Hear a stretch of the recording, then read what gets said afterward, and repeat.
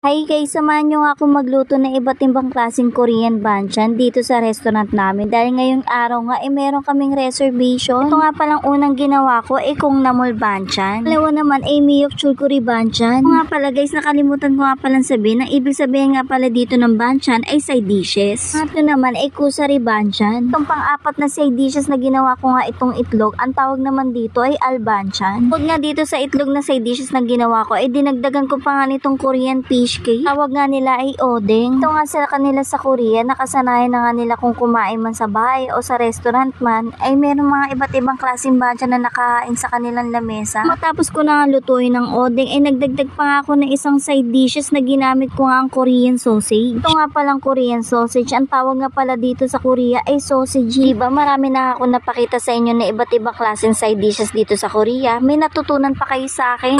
Tapos na ako magluto, hayaan nyo nga ipakita ko nga sa inyo iba't ibang klase ng side dishes na naluto ko ngayong araw. Ito nga po pala ang radish kimchi, ang al banchan, at yung sausage na ginawa natin kanina. Naman itong Korean fish cake o oteng, at ito naman kung namul. Sunod naman itong kusari banchan at miyok chulgori banchan. Sunod naman ang niluto ko ay subulgogi.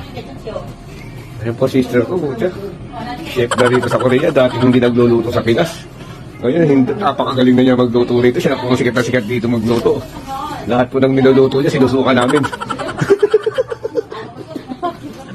Order ko yan ng mga Koreano.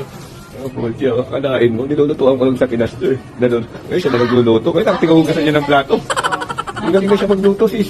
Ay, sis. Guys, tama na. Tignan nyo naman dahil ginalingan ko nga at sinarapan ko nga ang pagluluto ko. Mangkok, kaldero at pinggan, taob lahat. Hanggang dito na lang po muna ang aking vlog hanggang sa susunod. Salamat!